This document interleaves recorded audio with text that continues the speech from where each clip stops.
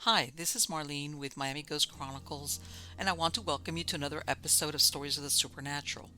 Wherever you find us, whether it's a video or podcast on your favorite platform, please like and subscribe to us so that you can get notification of when a new show is released. You can also find us on major social media platforms. If you go to miamighostchronicles.com, you can find links to the videos or MP3 files, which you can download and enjoy without commercial interruptions. If you're into classic horror, ghost, and adventure stories, I narrate Nightshade Diary, and you can find links at nightshadediary.com. If scary stories are your bag, and listening to encounters with cryptids, ghosts, dogman, and other weird creatures sends a shiver up your spine, then go to supernaturalstorytime.com for links to our weekly podcasts. Noteworthy news about the paranormal world, true crime, conspiracy stories, and anything that is just plain weird can be found at eerie.news or visit the Stranger Than Fiction Stories tab at miamighostchronicles.com. Please subscribe to my newsletter on Substack. Just go to mppellicer.com for a link. I want to thank you for being part of my audience, and I think you are all wonderful. Hi, everybody, and this is Mysteries of Old Florida, Volume 3, and I have a lot of interesting stories that date back from those years. The first one is in April of 1903, and it's titled Who Hated Roland? Mr. Roland B. Morgan traveled from Elgin, Illinois with his wife and her mother to winter in their country residence named Albay, situated about 5 miles across the bay from Pensacola on the Santa Rosa County Peninsula. He owned about 60 acres there. Now, prior to this, he had already disposed of hundreds of acres to parties from up north. Only 40 years before, at this same site, Union sailors and Marines destroyed the ship Judah, which was a Confederate ship under modification at the Pensacola Navy Yard. Union and Confederate forces squared off in a battle in a growing civil war. But now, all was calm, and the Morgans were planning to live here permanently. Morgan for many years had been a foreman at the Elgin Watch Factory, and then in Florida was involved in the coal business with the C.N. Russell Company. It was the spring of 1903 when he picked up a small square box at the post office from a company called Hammond's Foods. He went home, and inside was half a pound of what was described as breakfast food. He stirred a spoonful into a saucer. His wife and mother-in-law tasted it and spat it out because it was so bitter. They warned him about the taste, but he waved them away and took a swallow. 15 minutes later, his agony ended in death. His wife and her mother also came close to death but survived. The coroner's jury was still pending when Morgan's body was interred on his estate. Within a few days, Morgan's brother-in-law, Charles E. Wilcox, arrived in Pensacola from Chicago. He had the body disinterred. The body was viewed by the coroner's jury at Northup and Woods undertakers. Morgan's remains were said to be in a very bad state, and lifelong friends said the man was unrecognizable. His torso, even after so short of time, was blackened and decomposed. He also displayed rictus sardonicus, an unfailing indication of strychnine poison. Due to the suspicion of poisoning, samples from his stomach were sent to Chicago and New York for an expert verification of what had killed the man. Local chemists also examined the stomach contents. When the contents in the box were tested, it was ascertained there was enough poison to kill a dozen men. At one corner of the box, there was a small hole as though the package had been crushed in the mail. A story was circulated that a local newspaper man found a postcard written by a man who was said to be on bad terms with Morgan. A comparison was made of the handwriting on the package and the card, and they were similar. However, the postmarks on the package were indistinct. Within days, the story was discounted. It took a month before results came back from Morgan's tissue samples and what came in the box from Chicago. Professor John H. Long from Northwestern University confirmed that strychnine in large quantities was found in the food and the stomach contents of Roland Morgan.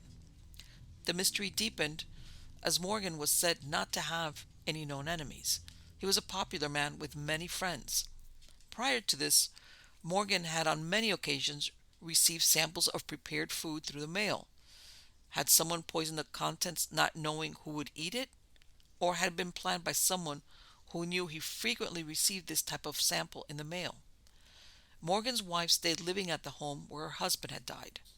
She had already endured tremendous heartache when the couple had lost two daughters, Nellie and Katie, within 1 day of each other in 1881 due to scarlet fever. By 1920, she had moved back to Elgin, Illinois, and lived with her brother Charles Wilcox and his daughter Sarah Krieger and her son Charles. She outlived her brother, and in the 1940 census, at the age of 91, she was still living in the same home with her niece. She never remarried. The mystery of who poisoned her husband Roland remained unsolved. Not only who, but why. Our next story is titled The Murderous Thieves. On June 5th, 1904, Maddie E. Carlisle's body was found lying under her bed. Both her eyes were bruised, her right arm, side, and leg were a mass of black and blue bruises. Her lower extremities were swollen. Two young women who resided in the same house located at 117 West Church Street returned from their work and they found the front door locked, which was unusual since they rented a room at the house. Once inside, they couldn't find Mrs. Carlisle, their landlady, and they called police. A search was made, but nothing was found. The girls suspected something was wrong, and they spent the night with a neighbor. The following day, after they both returned from their work as stenographers, Mrs. Carlisle was still missing. They called the authorities once more. Detective James E. Crawford came to the home and found the back door unlocked. He went to Mrs. Carlisle's bedroom and found what police missed the first time. It was the dead woman underneath her bed. A quilt had been pulled from the foot of the bed, which reached to the floor and hid the body. An initial examination of the body by physicians clarified that the bruises did not cause her death. There was no sign of a struggle in the room, and the cause of death was not clear. Initially, the motive was also in question since money, $160 worth of it, was found in the closet of her room and two diamond rings were on the dresser. Maddie Carlisle was the widow of Joseph Carlisle, a music teacher, and since the death of her husband, she had made a business of renting furnished rooms to tourists during the winter season. Until recently, her house had been full, but with the coming of spring, it had emptied out and only the two girls were left. On June 9, 1904, the coroner's jury found that Mrs. Carlisle came to her death at the hands of a party or parties unknown. Officially, it was now considered a murder case. Within a week of the crime, Clarence M. Carroll offered a reward of $500 for the arrest, with evidence to convict the murderer of his mother. It seemed that a double case watch connected with a long neck chain that Mrs. Carlisle was known to carry could not be found. He insisted his mother was murdered, and on discrediting the theory proposed by the doctors that she died of uremic seizure. She was 52 years old. He said, "I know also that it was a kind of hobby of hers to keep an amount of gold in the house. Up until the time I left home, she kept a number of gold pieces in the house. This probably amounted to as much as $200 or $300. It is possible that she had deposited this money and that this amount is included in her bank account. I cannot say as to that." Another circumstance connected with her death is the fact that no change was found in her pocketbook, and that the only money found was that which was concealed in a laundry bag.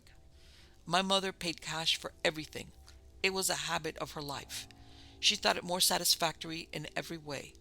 Under the circumstances, it seems probable that she would have had some money easily accessible for the payment of her bills, particularly as it was Saturday. I am compelled to scout the idea of a natural death.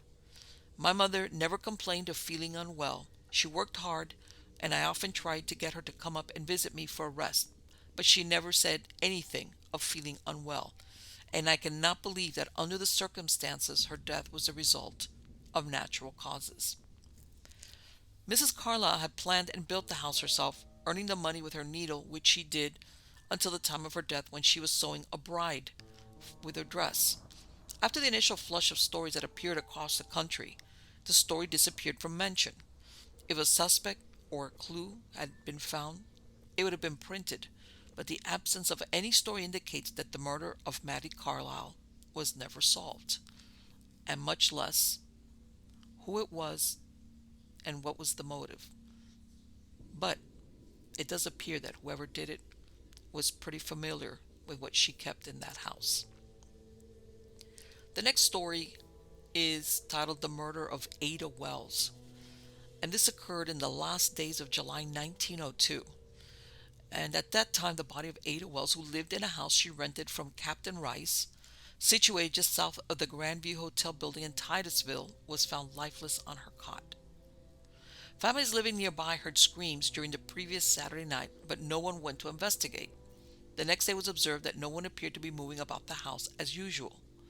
A search was made, and she was found in the front room. She had been choked to death and had finger marks on her throat. There was also a bruise behind the right ear. One upper front tooth was broken loose and pressed forward, indicating she bit her assailant, and when the person pulled away, it pulled the tooth outward. It was evident there had been a struggle on the ground outside the door, which would account why the victim had wood ashes clinging to her head and her right eye. Someone had picked up the body and carried it into the house, placing it on the cot. The left arm had blood on it, and her mouth was full of blood. She was last seen alive on Saturday around 11 p.m. when she had bought a half-pint flask of gin and headed home. It is stated she was seen talking with a man not far from her house about this time of night. The murder was a mystery, as there appeared to be no motive for killing her. Quote, she was a harmless sort of person, had no money that is known of, and at times was given to be demented. End quote. It was estimated she had become involved in a drunken row with her assailant, and he killed her without meaning to. The coroner, Mr. B. R. Wilson, and Sheriff Brown were called, and jurymen were impaneled to investigate the crime. The jurymen viewed the body, the surroundings, and returned a verdict that Ada Wells came to her death at the hand of parties to the jury unknown. A little over a month later, Sheriff Brown arrested Lulie Smith, Albert Willis, and Ben Watson on evidence that pointed that at least two of them were involved in the Wells case. Kept apart, they told conflicting stories. The preliminary hearing started on October 1902. Accused were Belle Skinner and Albert Willis. By December 1902, it was over. Belle Skinner was convicted of murder in the first degree with recommendation for mercy. She was sentenced to life imprisonment. Albert Willis, convicted of manslaughter, received a sentence of 20 years. The evidence in the case was described as circumstantial, but proved that the murder was committed through jealousy. The two women were prostitutes, and Belle Skinner was the art conspirator in the killing. Willis's confession was used extensively in the trial. Surprisingly, Belle was married when she killed Ada. She had immigrated from Canada and had been married for 10 years to William Skinner.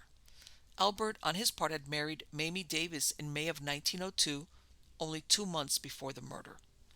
6 months later, it was noted that Belle Skinner was removed from the Monroe Turpentine Farm, south of Titusville, and taken to Ocala due to her failing health. Turpentine farms of those years used convict labor, and the work was known to be brutal. In 1910, she was still at the State Convict Hospital in Ocala, Florida. Belle was then 48 years old. What became of Albert is unknown. However, his wife Mamie died in 1918 and was buried at the Florida State Hospital Cemetery. This hospital was an asylum for the insane. Captain Rice, who had rented the house to Ada Wells, died in 1904. The next story is titled, Who Killed Poison Dick number 244-948. This is January 8, 1940, Key West, Florida. And the coroner, Enrique Esquinaldo Jr., said the man had committed suicide. The man in question was tied to a rock and covered with mud. He was about 35 years old and found at the bottom of a saltwater swimming pool off the northern branch of Roosevelt Boulevard. This was a popular spot that only in 1938 was reported as being used for Girl Scout meetings and fish fries. Dr. William R. Warren, the city health officer, autopsied the body at Pritchard's funeral home. The fingerprints were sent to the FBI. The body was found by Silvio Carrera, a WPA watchman. It was floating face downward in the pool near the diving platform. At that moment, a Parks dairy truck was passing by, and Ike Parks, the driver, stopped when he heard Carrera shout, "Here's a dead man!" Parks ran to where he was and turned the body over. It revealed the man had been dead probably from 3 to 5 days. The feet and hands had been tied with green cords. Hanging from the hands and a cord around the man's waist was a dog collar looped through the man's belt. The belt encircled a small rock that did not appear heavy enough to hold the body on the bottom of the pool. It could not have floated in from the bay as the intakes into the pool were screened. Laundry marks on the cheap trousers he wore were checked by the Columbia Laundry Company, but no record of it was found there. A coroner's jury was taken to the swimming pool, and the justice of the peace reconstructed the scene. As a group was standing around the pool, a couple with a child approached the jury, curious to know the reason for the gathering. Justice Esquinaldo asked the man named Alex Jungmarker certain questions, and he said they had been swimming at the pool 2 days before. He asked if the man had lost a sweater. He said yes. A sweater found there was taken, believed to have belonged to the dead man, but now that clue was no longer relevant. 200 persons paid a visit to the street morgue at Pritchard's funeral home and viewed the remains. This included city officials who said he was not a Key Wester. There was nothing to identify the man except a note in his wallet bearing this information: Poison Dick number 244 948. Besides this, he was wearing a cheap watch and carried a knife in his pocket. The coroner thought perhaps the man was a former convict. The man had been in the water several days. Despite scores of swimmers using the pool, no one had reported having seen it. They were ignorant that only a few feet from them a dead man floated in the water. By January 11th, the police prepared a description of the man and the clothes he was wearing with hopes of identifying him. It read, about 33 years old, 5 feet 8 inches tall, weight about 160 pounds, reddish hair, gray eyes, wire gray worsted trousers with a thin brown stripe, light gray shirt with a red and white stripe, a blue-gray tie, plain black shoes with an English toe, size C8. Laundry marks in the trouser pockets included M13154, X731HV, and 21570. Laundry marks on the underdrawers and shirts were TBB, the size being size 15. In a wallet was found a note bearing the words and numerals Poison Dick 244948. Any information regarding such a man should be transmitted to Hamlin, the Sheriff's Office, or Peace Justice Enrique Esquinaldo, Jr. Sheriff Roy Hamlin was informed that a man who formerly roomed with Mr. and Mrs. Millen Roberts at 702 Pearl Street had disappeared. Mrs. Roberts was the one who identified the body as being Hatch. The mystery seemed to be solved when the body was identified as Henry D. Hatch, Jr. by 6 local citizens. He was reported missing since the prior week. He had worked as a bellhop at the Trumbo Hotel. However, that theory was upended when Mr. Hatch arrived at the office of Justice Esquinaldo. He explained he had enlisted in the U.S. Army on January 1st in the 13th Coast Artillery and was stationed at the Key West Barracks. His poor mother, who lived in Hamlet, North Carolina, was notified of his death. A new message was sent to her telling her that her son was alive. Hatch denied he knew the dead man. Officer Hamlin spent January 14th questioning fishermen and other residents, hoping someone could identify the body. He'd heard that a fisherman who had been in Key West a few days before the body was found was missing. However, it turned out the man was alive. The hands and feet of the body were tied with a green fishing line. Also in the pockets was another line of the same kind, and a rubber purse such as fishermen carry and a fisherman's knife. The FBI informed the authorities that no record of the prints were on file in Washington.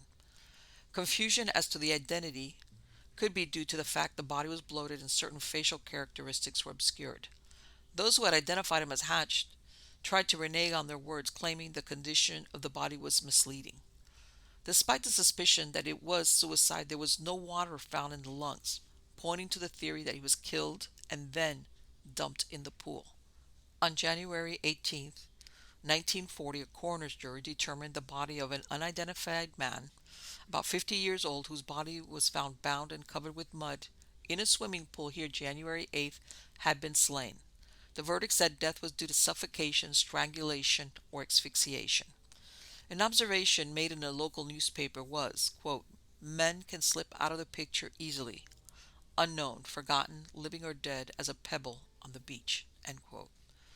9 months later, the bullet riddled body of a swarthy complexioned man was found floating in Card Sound in Key Largo. He was identified as a former Pennsylvania convict and New York parole violator.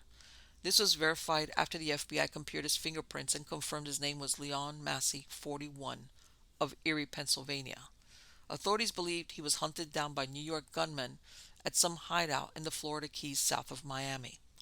At the end of October 1940, the jury was expected to return a true bill for the man found in January and the other one found in September in the waters off Card Sound.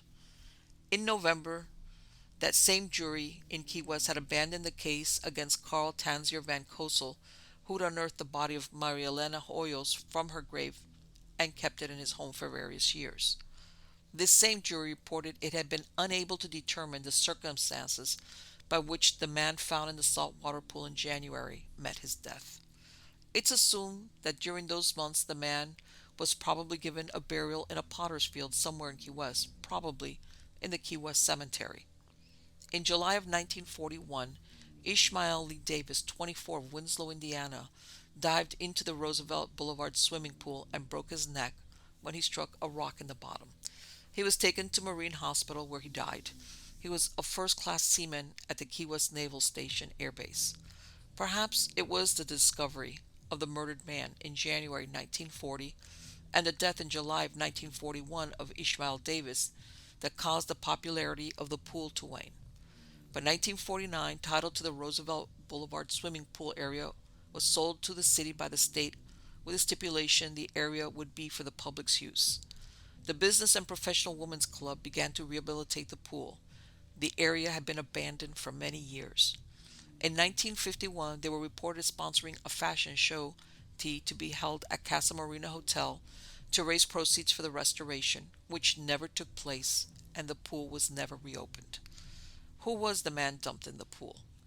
Key West in the 1940s was an island where most residents were known to someone or another. If he had been part of the Navy, he would have come up AWOL. However, it seems that he might have been a fisherman based on the few belongings he had. The fact that his fingerprints were not found in the FBI database confirms that 1. He was not a convict, or 2. That he might have been an immigrant. He possibly might have arrived from Cuba to live in Key West, which had a large Cuban community. As it stands, who he was, who killed him, and why remains a mystery. The next story is titled The Scandalous Dr. Weightnovel. Frederick Leontief Weightnovel, an immigrant from Russia, arrived in Tampa around 1885 and set up shop as a doctor who treated feminine complaints. He was also an abortionist who on the side peddled his own brand of hair tonic. He was a tall man with a full head of hair who was known as a libertine and hedonist. Weightnovel was no stranger to controversy. In 1887, the International Medical Congress described him as a Polish man with dark complexion, long kinky hair, and shaggy eyebrows. He dressed eccentrically as well. He was barred admission because he violated the ethics of the profession by putting his portrait on his calling cards. In 1896, he became a squatter in a portion of Tampa known as the Reservation, which was owned by Lizzie Carew. The place had once been a garrison. She had brought the problem to the courts that decided in her favor. However, Dr. Weightnovel, along with other squatters, organized a meeting to incorporate the area into a town named Moscow and to elect him as mayor. With approval of Weightnovel as the mayor, scores of squatters representing many nationalities took possession of the property, living in filthy hovels and huts. They were thrown out after several months. By 1896, Dr. Weightnovel had still not been granted a certificate to practice medicine by the board in Florida, and he decided to sue one of the doctors on the board. However, this did not stop him from practicing his own type of medicine and calling himself a doctor. However, there was one incident that Dr. Weightnovel could not wiggle out of. In June 1902, an 18-year-old girl died under mysterious circumstances at his apartment, which doubled as his office, at 210 Whiting Street. He was arrested on a charge of manslaughter. Dr. Weightnovel's practice was described by a local newspaper as, quote, what has long been regarded as the most infamous den of criminal malpractice that ever flourished in a respectable community. The previous day, Captain Carter of the police department was told the corpse was being moved from Dr. Weightnovel's apartment. Upon arrival, he found that it was a young woman and that she had already been given over to the care of Undertaker J. L. Reed. Dr. Weightnovel had made out the death certificate. She was identified as Irene Randall of Quincy, Florida. Her father was A. Randall, who owned a large tobacco business located between Quincy and Midway. The girl had come to Tampa 7 months before to learn dressmaking from her aunt, Laura J. Christian. Captain Carter found out that Irene Randall had returned to Tampa without her family's knowledge. Upon her arrival, she went to Dr. Waitnovel's establishment on Whiting Street. Something happened that caused him to call in another doctor the day before her death. However, there was nothing he could do for her. The cause of death on the certificate was listed as peritonitis. Undertaker Reed said the body was badly contorted. Captain Carter ascertained that the girl had gone to Waitnovel's establishment for an abortion. She had told a friend in which she named a well-known young man of the city as the father of her child. His name was Robert Floyd. He denied that he was the one to ruin the Randall girl. Her body was sent to Quincy for burial, and the authorities requested an autopsy to be completed. It was noted that Waitnovel advertised himself as a specialist in diseases of women, but his practice was always conducted in a very quiet manner. Police also took possession of his books, records, and letters which provided evidence of previous violations. Amy Drody, who owned the notorious house on Fifth Avenue where it was alleged Floyd took Irene to seduce her, denied the entire incident. She was not happy that she was getting so much attention. There was a letter written to Floyd by Irene Randall detailing her anguish of her betrayal at his hands and placing their place of assignation as Amy Drody's house on Fifth Avenue. She said she was taken by force and drugged into semi-consciousness. The letter was sealed and stamped but never mailed. The letter was found among Waitnovel's papers. Another letter indicated that Irene's parents knew where she was and what treatment she was receiving. Attorney Cohen, who represented Weightnovel, said that the girl was treated by a doctor at Quincy and sent to Weightnovel to await the effects of the treatment and to avoid inquiries close to where she lived. While awaiting his preliminary hearing, Weightnovel had a valet who attended him. His food was purchased for him and prepared by the jail chef. He had a comfortable cot, changes of clothing, and a large fan which he used continuously. He would argue with reporters. One described it as, quote, he puffed up like an angry toad, swung his arms wildly in the air, and discharged several volleys of fervid objurgations. He would roar, no one except my attorney can interview me, while beating his chest. Judge Robles was presiding over the trial, and Colonel Hugh C. McFarland was engaged to prosecute the doctor. John P. Wall was representing Robert Floyd, who would be tried separately. Two of the most important witnesses were Dr. U.S. Bird and J.M. Grantham, who performed the autopsy. Dr. B.G. Abernathy attended Irene before she died and from her own lips heard her sad story. On the day of the hearing, Dr. Weightnovel attended dressed in an immaculate suit and carrying a palm leaf fan which he was known for always carrying with him. Dr. Abernathy testified at the preliminary hearing, quote, I went to see Irene Randall at the urgent request of Will Hawley on June 17th. Weightnovel met me at the door and told me the girl had taken heavy medicine and had a miscarriage. Found her on the bed, entirely nude and waving her hands. She said to me, Doctor, I am dying. I am not afraid to die, but I do not want to die so young when I can be of service to my family. I want you to tell me if I am dying. Don't deceive me, because I want to see my mother. I asked the doctor to telegraph her, but I know he has not done so. Promise me that you will do so. That doctor hasn't treated me right. When I returned at 6 o'clock, he said she was much worse. Weightnovel was very much excited. I gave her all the relief possible. The autopsy disclosed that death was caused by septic peritonitis resulting from a perceptible injury produced by an instrument. The operation had been done within 2 weeks of death. Gestation was 3 months advanced. It confirmed that an abortion had occurred and that an operation had been performed. A neighbor named Frank Middaugh testified that on the night of June 17, he was awakened by cries of a woman in distress calling out, Doctor, Doctor. He went to investigate and found the cries came from a darkened room, and in an adjoining room, Weightnovel was sitting with his feet on a table, fanning himself while the cries continued. Another neighbor also heard the cries and Weightnovel telling the patient to be quiet. The undertaker said that Weightnovel had asked for him to remove the body as quietly as possible. The police captain described that when he arrested Weightnovel, he tried to hide a bundle of female underclothing and sheets. The officer took them and found they were stained with blood and medicine. Newspapers weighed in as to whether Weightnovel, who was openly being called an abortionist, would be convicted.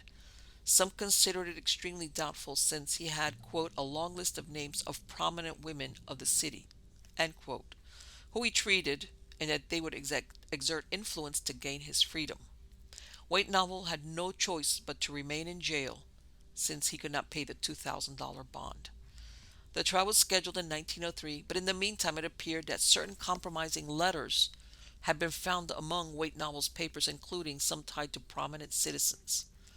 Isaac Stewart, a judge in Volusia County's criminal court, had obtained the letters but refused to say how he came into possession of them.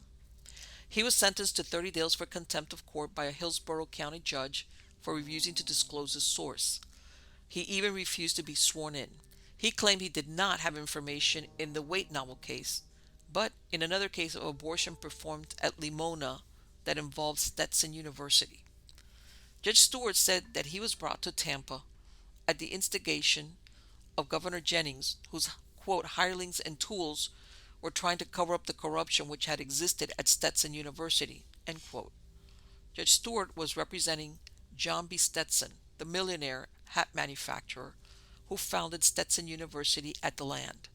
Apparently, there had been an alleged illicit relationship between President Forbes of Stetson University and a teacher. There were letters written by the woman to Dr. Weightnovel.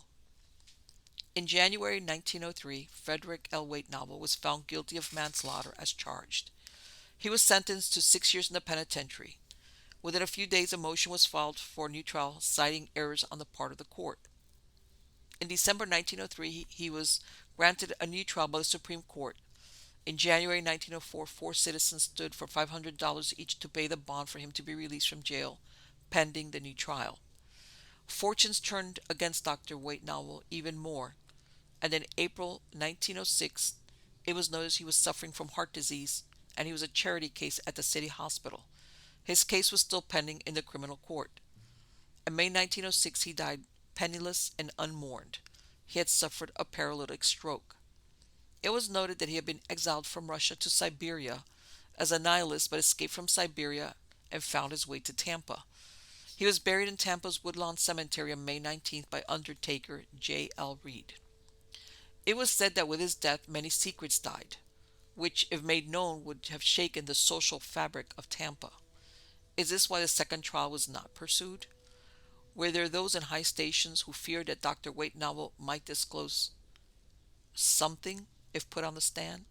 It seemed that he knew about some of the dirtiest laundry many so-called upstanding citizens wanted to keep in the linen closet. There was an unsubstantiated story that described where in 1885 he held the Free Love Society banquet at a hotel in Ybor City. Invited were over 2 dozen of Tampa's most sought-after bachelors. On the menu were exotic foods served by women of color who were entirely naked. Tampa citizens were outraged, and for his troubles, Weightnovel spent the night in jail. As to poor Irene Randall, it seems she doesn't like quiet in her grave. A Tampa ghost tour described where she haunts a brown building, once Weightnovel's office, across from the Fort Brooke parking garage. The reason is she knew something was terribly wrong, and she was under the impression her mother would come to see her. She died with that wish unfulfilled. The next story is titled The Ghost of Anderson's Corner. On the corner of Southwest 232nd Street and 157th Avenue, Homestead, Florida, sits a 2-story building encircled by a chain-link fence. The openings for the windows are boarded up, and it dilapidates by degrees. None would guess by its appearance now that over 100 years ago it served the farmers in the area not only to purchase supplies but a place to trade information. William Anderson was born September 24, 1877. He left Indiana and arrived in Jupiter, Florida in 1898. There he worked in butchering cattle. By 1900, he moved to the Silver Palm area of South Florida and lived with his sister Flora in a small house on Farm Life Road. In 1902, he worked for William Crome, who surveyed for the Florida East Coast Railway for a route to Key West from Miami via Cape Sable. In 1904, the Florida East Coast Railroad founded Homestead as settlement for the railroad families. Gaston Drake opened the Drake Lumber Mill, which supplied all of South Florida, the Keys, and Cuba until 1923 when the lumber gave out. Anderson worked at the mill, running the commissary car at the Skidder Camp, which was in the area in which timber was being cut away from the mill itself. In 1908, Atka Harper, a widow, moved to the area from Palatka, Florida, with her three children, Francis W. Harper, 8, John W. Harper, 6, and Annie V. Harper, 5, as well as her mother, Elizabeth Newland. She ran the hotel for the lumber company in Princeton. William Anderson and Atka Harper married in August of 1912 and decided to go into business for themselves. They purchased 5 acres for $500 on what became known as Silver Palm Drive, or Southwest 232nd Street. This was a logging road connecting the Everglades to the shipping port of Black Point in South Biscayne Bay. They hired a shipbuilder by the name of Mr. Rawls to build the structure using sturdy Dade County pine. He designed the interior of the upper story like an inverted ship's hull. They named it William Anderson General Merchandise Store. A small grocery store operated on the first level and the family lived on the second floor. The east side of the store sold staples such as beans, flour, sugar, lard, and bacon. The west side had sundries such as men's work clothes and yard goods. Horse and cattle feed, fertilizer, and gardening tools were contained in a lean-to on the west side. Community meetings were held at the schoolhouse across from the store. During those years, he became known as Uncle Will to those who lived in the area. Atka bore William 5 children in addition to the 3 she already had. In 1990, Annie Harper was attending the university in Gainesville, and by 1920, only one of Atka's 3 Harper children still lived in the household, which was Annie. The rest of the household was made up of the 5 Anderson children, Atka's mother, and William's 80-year-old father. The household was completed by a 25-year-old servant named Samuel Speller. In 1922, 18-year-old Annie married Ansley Grantham, a sergeant in the armed forces who served in France during World War I. However, they divorced in 1925. In 1930, Atka's mother, Elizabeth, and William's father, James, both took falls that resulted in their deaths within a 24-hour period. However, newspaper accounts and court records suggest that all was not well with the Anderson household. Atka filed for divorce from William on April 28, 1936. She moved to a different building on the Anderson property, and coincidentally, this year, part of the building was made into apartments. The United States was still recovering from the Great Depression at that time. Rumors began circulating that William left his wife for his stepdaughter, Annie. After the divorce, Annie moved back into the building. In 1940, she kept house for her stepfather, her 2 brothers, James and Williams, and her 15-year-old son, George Grantham. She died in September of 1946. William Anderson remained at Anderson's Corner until he died on February 17, 1961, at age 83. Atka Anderson lived in the area until her death in August of 1963. The store was in operation until the mid-1930s. In 1938, J. Edgar Hoover used Anderson's Corner as his headquarters while searching for a criminal who kidnapped a 5-year-old child named James Skiggy Cash from his home. This was the only crime he personally investigated. Franklin Pierce McCall, 21, a tomato picker and one-time boarder with the Cash family, confessed to kidnapping for ransom and murder of the child. He was executed in the Florida's electric chair in Rayford, Florida, in February 1939. Anderson's Corner underwent a series of transformation, both during and after William Anderson's lifetime. Portions of the building were used as a flophouse for migrant workers. In 1970, Anderson's Corner was sold to Mr. and Mrs. James Cawthron by Mildred Anderson, and the building was once again converted into an apartment complex. The Cawthrons rented 2 apartments in the old house for $15 per week, and they leased the newer grocery store and gas station next door. In February 1975, it was condemned by the county's housing inspectors. In September 1975, the movie Jonah was filmed on location at Anderson's Corner.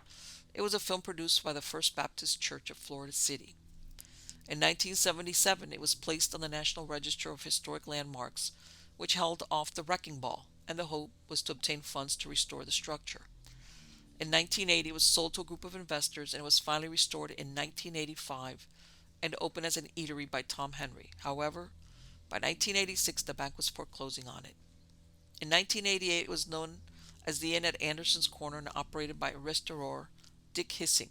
He managed it on a lease from the bank. Tropical fruit farmer Joan Green and chef Mario Martinez bought Anderson's Corner and opened in December of 1991, renaming it to the Harvest House. 9 months later, Anderson's Corner was severely damaged by Hurricane Andrew, and the restaurant went out of business. The property was sold after Green was unable to meet the historical criteria while refurbishing the house. When did it develop its reputation as a haunted house is not known. Was it during the 1970s or even earlier before that? There are unsubstantiated rumors that Annie died from a sleeping pill overdose or a fall from the second floor balcony in 1946. According to Alan Long in his book, Stories from the Haunted South, he detailed the following. A former tenant named Beulah Glenn lived there only 2 months, but her short stay was long enough to convince her that someone other than she and her family were occupying the downstairs apartment. She said that at night they were frequently awakened by lights that came on by themselves. It was what they heard upstairs, though, that really put their nerves on edge. We heard people screaming and chains were dragging. Nobody else lived upstairs. The door was padlocked, and it was used for storage. My husband would look upstairs and nobody was there. We thought it might be neighbor kids playing tricks, but we would go outside and nobody was there. One night, after hearing a girl's voice screaming, "Help! Help!" Mrs. Glenn decided she had had enough, and the family moved. The haunting continued following the destruction caused by Hurricane Andrew. In January 1994, Scott Strawbridge, a contractor hired by Joan Green, hired two Iroquois Indians, David and Hawk Hawkins, and a few other workers to refurbish the house. During this time, Hawk kept a journal to record his observations. While they were stabilizing the building with shoring, Hawk saw a female apparition in her mid-20s in the building. He described her as being 5 feet tall with long, light hair. The workers left after 2 months but returned in the summer of 1994. In September, Hawk and Dave often felt the presence of someone standing beside them. On December 22nd, the Hawkins brothers were standing near the walk-through by the kitchen when they heard the sound of a metal pipe being dropped on the floor above.